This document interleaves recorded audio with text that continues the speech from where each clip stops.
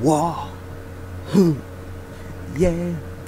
What is it good for? Absolutely nothing. Say it again, y'all. War. Yeah. What is it good for? Absolutely nothing. War. It ain't nothing but a heartbreaker. Got one friend, that's the Undertaker. Y'all, I need more Kill I Kill discussion videos in my life. Everything will just be fine. Ooh. So, yo,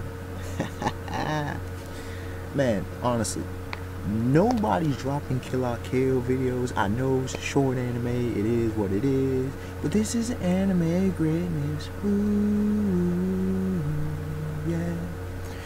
Man, seriously though, the hate that this anime gets, it makes no sense. It makes no sense. When I say this is anime greatness, I'm talking from a literary perspective. You know, I'm talking about from the characters, the characterization, the character development, the plot twist, especially the symbolism. Oh my goodness. Now, this video semi-originates from episode 20, but its focus is on episode 21. That is why this is Kill I Kill episode 21 to 1, The Art of War. Almost lost my train of thought there. That's right, The Art of War. Okay. Now, some of y'all may be wondering, if you see this video, well, why is this coming out now? Didn't episode 21 come out like last week, last Thursday, something like that? Yeah, it did. See, this video was supposed to come out earlier, but let's just put it this way. I've had other videos to do. My brother's been tired. Butch Jump comes up. I mean, believe it or not, for me to bring the YouTube videos that I do, the videos that I do tend to be lengthy, and they actually require mental energy. Okay, so, and here's the thing, man. I don't just want to bring y'all just this, you know, haphazard, half. I want to bring y'all full high quality. So I do what I do. Okay. And so this video probably will be in the 15-20 minute range. We'll see. Not gonna lie.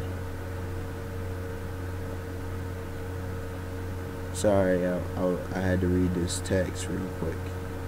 What can I say? That's life, y'all. That's life. Anyways, friend in need. That's just what it is. Now, to this video.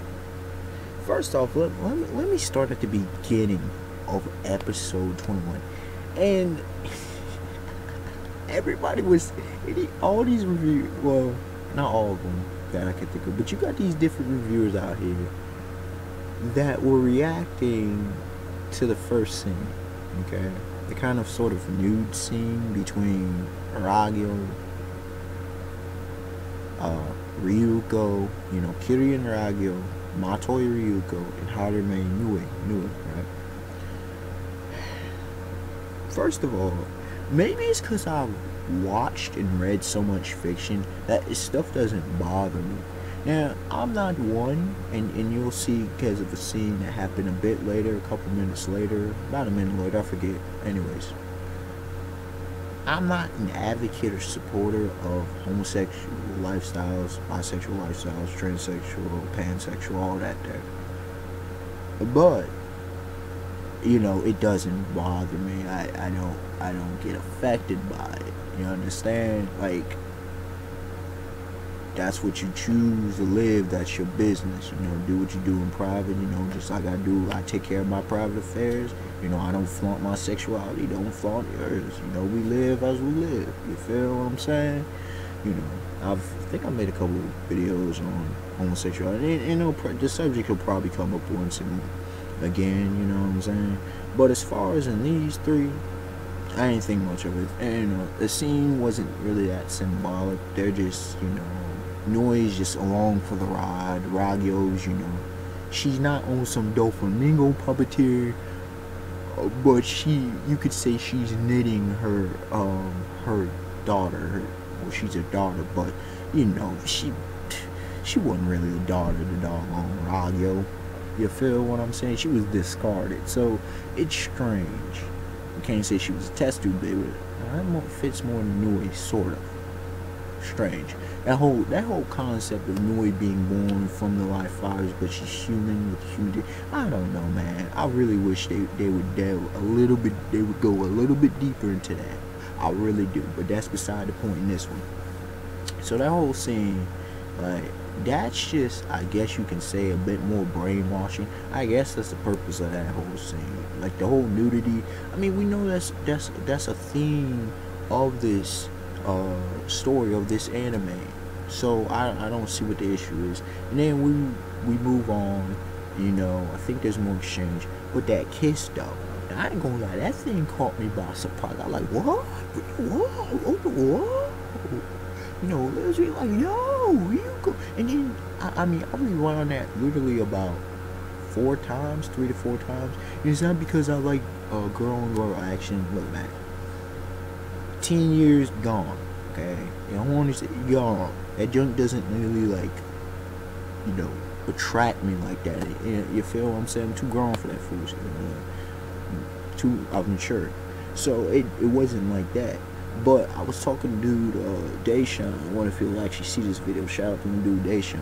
And I was talking to Sean about this. I'm like, and I think I actually talked to Manga Mean. Shout out to Mean as well.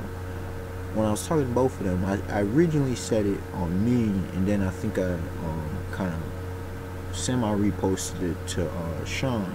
And when I was saying that this kiss is actually symbolic, and let me see if I can go find what I actually said. Okay. Let me see if I can go find it real quick. Cause it was sometime. It was a bit ago. Let's see.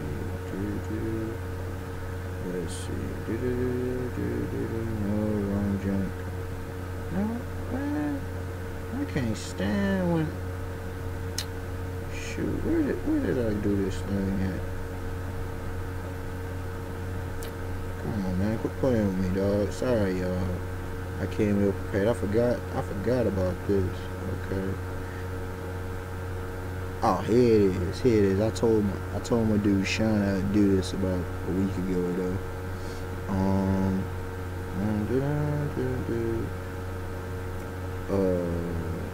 Oh yeah, I'll mention the bloodbath scene that I actually I liked it. I ain't gonna lie, I like the scene, and I'll get to that because that's the end of the scene. And I mentioned that this is a building's romance story, meaning it's a coming of age story. So there's a lot that people gotta understand. Ryuko, she's neurotic. That's what it is. You can't get around it. She is neurotic. I mean, I understand she's a teenager, but that's what she is. She's neurotic. And it actually reminds me of a lot of females growing up that I've dealt with. Like, yo, their mood to it. I mean, they're cool. They're cool chicks. Don't get me wrong. You know, the young ladies, you know, beast, I love chilling with them. But they're neurotic. Like, the moods, the mindsets all over the place. Like, yo, chill. Hey, yo, bring it down a few. And that's what I love about Mako in this show, in this anime. I've said it a few times. Mako is the voice of reason. Shoko Mako is, you know, wild and crazy and nuts as she is. You know, it's hilarious because Akami's gold. You know, she's my favorite character in Kill la Kill. I mean, she's one of the greatest side characters ever. Okay. Mako, she acts as the voice of reason. Amazingly enough, you know, Senketsu comes in there, does his comfort. He does what he does. But Mako is the voice of reason. Surprisingly, ironically enough, I know that's how it is. But anyways, I said in this comment that Ryuko is neurotic. Oh, and then I said, here it comes. Because dudes were talking about this kiss. I'm like, have you ever seen two individuals kiss before one goes into battle? Which actually occurred. That's what actually made me think about this. I said, I'm not gonna lie. I'm gonna be sad if oh, and here's my whole thoughts about the whole kiss, right? I believe it's symbolic. I really do. I'm not gonna lie. I'm gonna be sad if Harime Nui gets killed. I will be. I know she's a villain and all, but although Kirin Ragyo is my current favorite villain and needs to die, yes she does, I find Nui to be sympathetic and redeemable, unlike Naruto villains. Shots fired, I know. That's what I do. I don't care, because it's true. Naruto villains are not redeemable, and Uchiha Madara is not a villain, he's an antagonist. Did a video on that. Quit playing with me, yo. I find, plus Nui, along with Satsuki, are Ryuko's rivals, which is also true. I did drop a video earlier, you know, today, yesterday, whatever. What was it? Symbiosis and Humanity, or Symbiosis and Humanity. And it was a lot of references / allusions to Kill la Kill. That kiss was symbolic in my mind of a strange bond that only Ryuko and Nui share. I'm not saying they will or should be together, but that they could understand each other after this war and cope with their almost completely unique anatomy. And see, that's what a lot of people not understand about this, man. Nui is almost identical anatomically to Ryuko, even though they came from differences because of, you know, Ragyo's experimentation. And Nui's trying to get Ryuko to embrace that. Now, I don't say she's in the right in the way that she's doing it, but she's dead on right. She's like, yo, I'm the only one who gets you. You know, we're kind of like soul sisters kind of thing. She's not sisters like, you know, obviously Satsuki. And she's not a sister, ladies and gentlemen. She's not a sister. She's not that young either. She's younger than I thought she was. I thought she was maybe in her mid to late 20s. I didn't think, did I think early 30s? Possibly, but that was pushing it. But, you know, she seems to be in her teens as well. But Nui, like, you know, she's different from Ryuko. See, the whole life fiber thing, the whole, did I talk about that? Yeah, I talked about that a bit later, so I'll talk about that a bit later. But, like, yo, them two actually have a bond that nobody else does. So we'll see where that goes. I think it would be a loss of a loss of a great character if they killed off Nui. And I mean, did I talk about it in this comment? Oh yeah, I talk about it. Let me finish the comment and talk more on Nui, because I don't think she gets the love that she does. I really don't. Nobody really talks about Nui. I love Nui. She's actually my third favorite. No, she's second. Is she my second favorite character at this point? Yeah. Behind Mako, she is. At this point, let's see. Would it be? Is it Ragyo or Satsuki? I think it's Satsuki. Number 3, then Ragyo. Did Ryuko get bumped down to 6? I forget where I put Ryuko. I don't even know if she's in my top 5 anymore. I really don't. Sumagu, she might still be eking 5. I don't know. Rei Hououmaru. We need to see more Rei Hououmaru, and I think I said that too. But anyways, I'll get to that later. Let me continue. Also, I don't think Nui's psychology has been fully explained yet. I do love her free nature mentality, you know, free spirit mentality, as well. Not to mention that, you know, things got real when she has that serious face on. She does, because you know how she's always smiling. But when her face gets serious, her eyebrow change, her eye, boy, she about to no more smile. She about to mess you up. She about to go in on that, okay? Knocking that smile off her face is the same level of satisfaction as dealing with heavenly demon Don Quixote do Flamingo, aka Joker. That's a One Piece reference. Check out Do Flamingo though, okay? Ryuko and Satsuki just have developed mutual respect for one another underneath it all, and I talked about that in my symbiosis video. I also find that very interesting how all this life fiber fusion and resistance works between Ryuko, Satsuki, Nui, and Ragyo. Yeah, like let me step on that for a second, because this also has to do in this whole thing about this war. You got Ryuko. She's she's not made of life fibers. Get that. She is a human whose, her body has been enveloped, and the internal organs and whatnot been enveloped by the life fibers. Then we have Nui. Did I say her next? No, then we have Satsuki, whose body is heavily resistant to life fibers. Like, they ain't playing that foolishness. Then we have doggone Nui, who's like Ryuko, but except her body, she can't accept other life fibers, unlike Ryuko. Then you have doggone Ragyo, who doggone, man, this woman isn't completely made of, she's life fibers inside. So it's like, yo, what the mess? Like, yo, all this life fiber confusion still needs to be explained. Like, doing too much. And this has partly led to the decisions of each of the, you could say, the 4 leading female figures in this war currently. And then I continue. Hououmaru,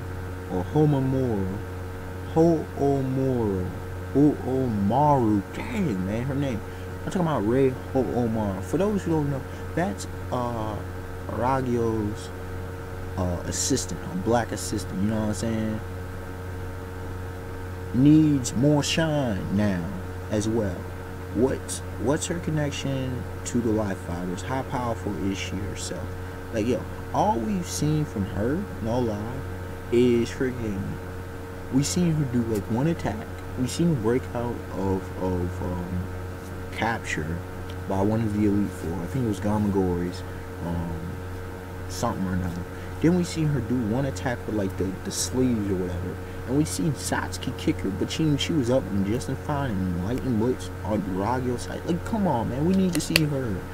I'm thinking at this point, here's the power structure of Ragyo's side.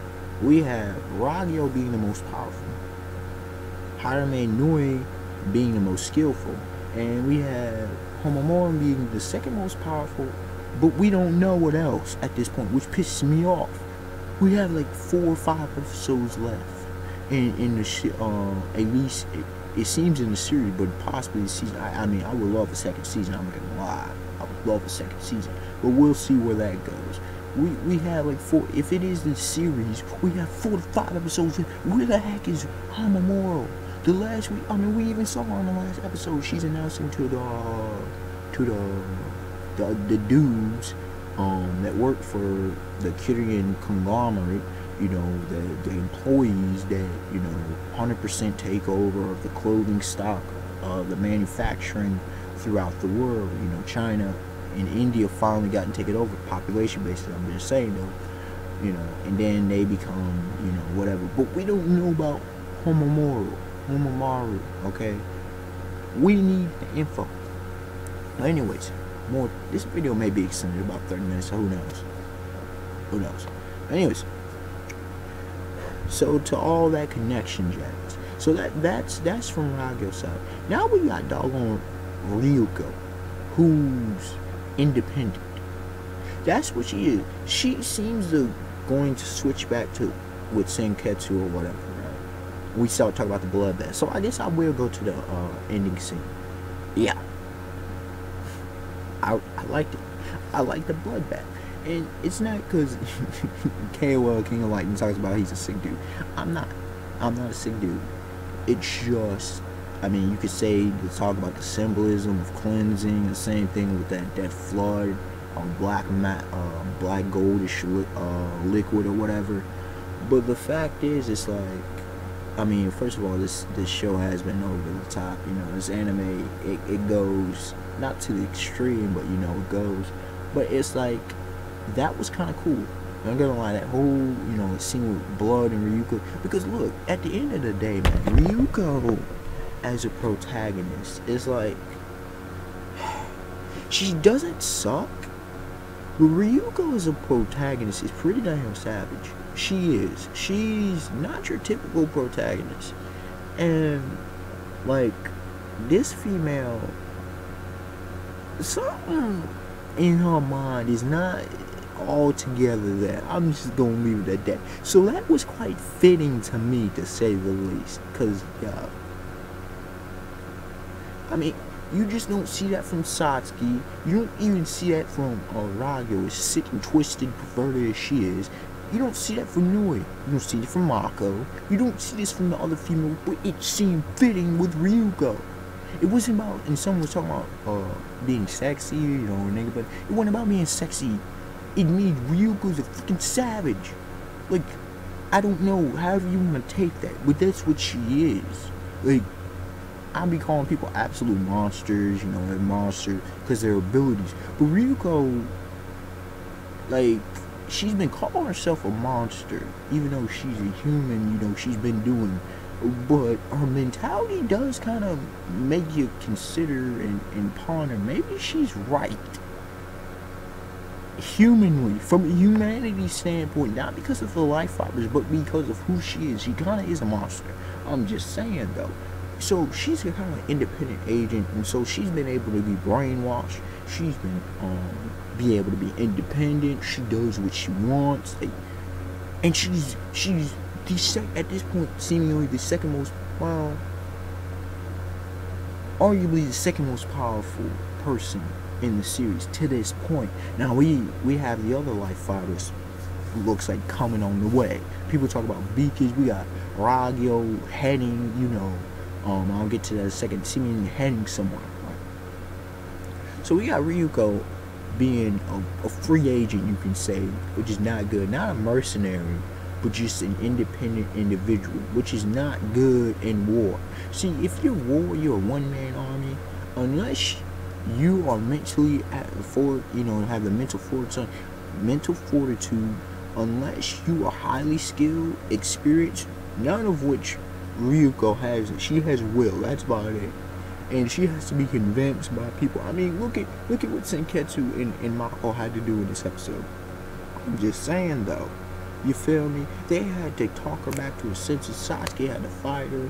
You know what I'm saying? Like, so much crap has happened.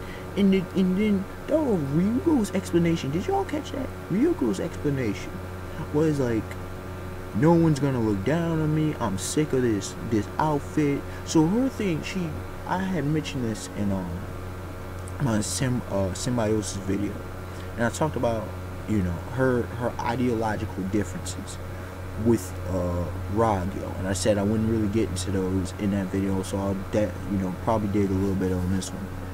Ryuko represents freedom. She represents independence of thought, independence of action. She represents kind of youthful, you know, I can't even say purity, like youthful coming into adulthood. Now, Ragyo, on the other hand, represents, she represents control. She represents codependence, you know, amongst the group or whatever, like total, like assimilation. And she also represents an old mentality. Not saying all elderly have this, but she's old. She's not herself old, but you can see even this with her family, like this is a passed down tradition. You understand what I'm saying? So she represents an ideology one is born and raised into. She represents an ideology that fully, like, fanatically, zealously followed. You understand what I'm saying? So those are the main clashing ideologies amongst them. Then you log on, if you want to talk about the war, we have Satsuki's ideology. And Satsuki's ideology, she was the third side, but the third side got crumbled. And then Ryuko, she's a side of her own. So technically, you could say we have two sides. Sasuke's joined up. The Elite Four kind of sides with her, but Nudist Beach, they're still. So Ryuko's an independent agent. We don't count her, even though that's a contrasting ideology. And she kind of actually contrasts with the other two ideologies. We got Satsuki. I mean, she talked about her, you know, in past. Her explanation, she kind of branches off from Ragyo. She's just not crazy. Like, Ragyo's something really loose. Like, yo, like, them life fighters have, like, done some things to her. Anyways, like, they've really fused with her. And we'll see what happens with the original life fiber and her. But she's like the herald of Galactus. I'm just saying, that kind of reminds me of what Neen said. But anyways, when you look at Satsuki, she is about domination, but at the same time, she doesn't want humanity to be controlled. Like, it's a whole paradoxical situation. She's like kind of how a lot of governments work. She really is. So just take that into consideration. She's about domination and control, but she doesn't want humanity to be enslaved. So you can say she's a republic, alright? Even though she kind of ran Honoji Academy like a dictatorship, she herself isn't a dictator. It's strange. You see, like, early on, she seemed like a dictator. She's not a dictator. It's a really strange form of government, so to say. And you gotta also understand, Honoji Academy were soldiers. So she was building an army. So she's building an army. So she's more or less a general. And she's a true soldier. I mean, this woman came in. I was talking with Mean about this. You know, the whole nail. Like, why didn't we see this earlier and whatnot? This girl, she's a G. She's sharpening up a nail that was the same material as her blade. You feel me? The one she cuts for like fibers and she fights with, that's now split in two. I'm like, yo, that's some G stuff. She's a soldier, and it made sense to me because she's a POW, a prisoner of war. So you got Satsuki the soldier. You got Ryuko. I can't even say freedom fighter. She's just free agent. She's her independent, almost not a mercenary mindset. She's strange. She's an anomaly. That's what you got. I get all off me. Then we have Nudist Beach. And of course the Elite Four follows Satsuki because they're her commanders. Then we have Nudist Beach, a resistance organization, right? You can consider freedom fighters, sort of. Let's just put them at resistance, because their ideology.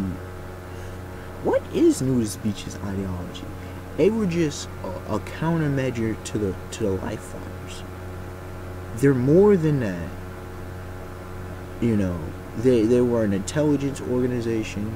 They were on some kind of secret agent covert status. So, I mean, they were in hands with Takarada from Osaka. You know, he funded them, for example, the Naked Sun, SS Naked Sun. You understand? So their whole thing is kind of like,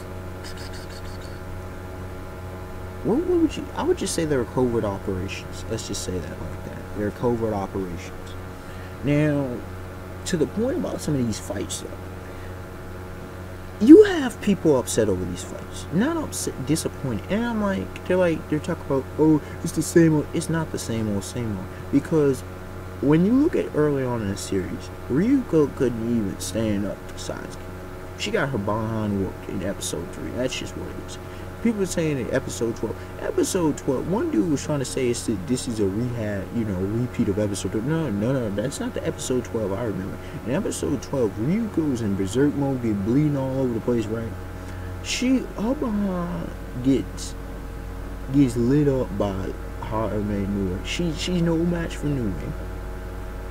And Satsuki's about to come in there and kill her. That's what it is. And we see Ryuko's trying to challenge Satsuki at the end, and Satsuki's like, yo, you ain't on my level, you ain't ready. Then we come and see, what is that? About, did they fight again in episode 15? No. Because she clashes with Nui again. And that's the whole thing. Was that the incident with her heart? I knew it was the episode, was it 18? The episode after Satsuki stabs her mother. And, you know, Nui, all those battles with the Elite Four or whatever. And Ryuko was able to keep up and surpass Nui at the point. And Ryuko was like totally synchronized with Senketsu. Still not on the level of Ragyo yet, but she's above Nui at this point because of Senketsu. And at this point, she's still below, at this point, 21. She's still below Nui. I mean, she's in Junketsu, so she probably would beat Nui. probably, it's debatable. But with Junketsu, he represents parasitic relationship. But it's like Ryuko is strange because it's, you know, she's different from even how Ragyo somewhat did the transformation of how Satsuki did, right? Different in an upgraded version, obviously. But you have Ryuko. Her DNA is with Senketsu, right? She can totally synchronize. She can totally become symbiotic, mutualistic. But when it comes to Junketsu, she pushed it way farther than Satsuki could. For multiple reasons. I mean, Satsuki's resistance, as well as Satsuki not fully understanding and embracing Kamui, which is a role reversal once again. You know what I'm saying? Satsuki's an anti-villain at this point, and like she's being challenged, and it's hard to see how Satsuki's gonna come up and fight the likes of Nui, Hououmaru, and Ragyo. We have Ryuko here, and it seems like she's fully mastered Junketsu, with it. But when she rips it off, so it's like ideology, coming out of the brainwashing, indoctrination, and programming. So all of this is going on in this episode. You feel what I'm saying? And then we had, Nudist Beach, seemingly, their technology is seemingly inferior at this point. It's growing increasingly inferior. So it's like, yo, what's gonna happen between the combined forces of the Elite Four and Nudist Beach? Like, it's looking shaky there. I mean, they got some great stuff, but they can't handle these. So it's like, yo, is it going to be between? Because if it's up to Ryuko versus Ragyo at this point, I don't think she can kill her. I don't. She needs help. She's powerful, but she needs help. And especially consider Ragyo's got tricks for days. I mean, she even had them fibers. I mean, Ryuko ripped that fiber out because of will and whatever. The marionette fiber, but once again, Doflamingo. I'm just saying, though. But it's like, Ragyo is going to get... She seems like she's going to get increasingly powerful. And then there's that whole ultimate Kamui thing. And so it's like, yo... And then, if they're going to have to actually battle the life fiber or more life fiber, like, the life fibers from the original spot, I don't even know, man. It's getting crazy. But, if I have any final comments to say, like, yo, the battles, just to beat down at Ryuko Geisaki, I mean, the battles, all the stuff from ideology to the way it's being handled, and this video did go a little bit longer than I thought it would, but it is what it is. Cause look, Nui needs to get love, Hououmaru needs to get love. I mean, that's just what it is. But I don't think I have anything more to say at this current time. Just understand that this war isn't just a bunch of fights. It's ideological differences between the main characters. And even Nui, although she's working under as the Grand Contour of Ragyo, she's a loose cannon. And while Ryuko is a free agent, Nui is a bit more complex than that. So I'm saying keep my eye on Nui. She may switch sides in a second. I don't trust Nui to be by Ragyo's side. I really don't. She's not as loyal. I'm not saying she's not dependable, but from the beginning of her introduction into the series, and what was it, about episode 8, 9, 10, somewhere around there, whenever she was introduced the first time, she seemed, she doesn't follow orders fully. You saw what happened with Sasuke. She's like, nah, she doesn't follow orders. She doesn't fall in line with everybody else. She does what she wants. Even that whole thing, wear something nice. She wears pretty much the same thing. She does what she wants. And I do. The whole eye patch for the missing eye thing is beastly, I ain't gonna lie. And she's making plays on her own. Now, she's forming stuff, but she does what she wants. So that's, I think, may come into interest. It may actually help Ryuko, the Elite Four, Satsuki, Nudist Beach, She may be the deciding factor. So hopefully we actually see Nui turn, or at least come in there. I don't know with the scissor blade, but at least come in there and backstab Ragyo. If that happened, that would be beastly. And if that happened, I called it here first. The unexpected one to like, comment, subscribe. Tell me your thoughts. Gotta love that Kill la Kill. And yeah, y'all. Till next time. Peace.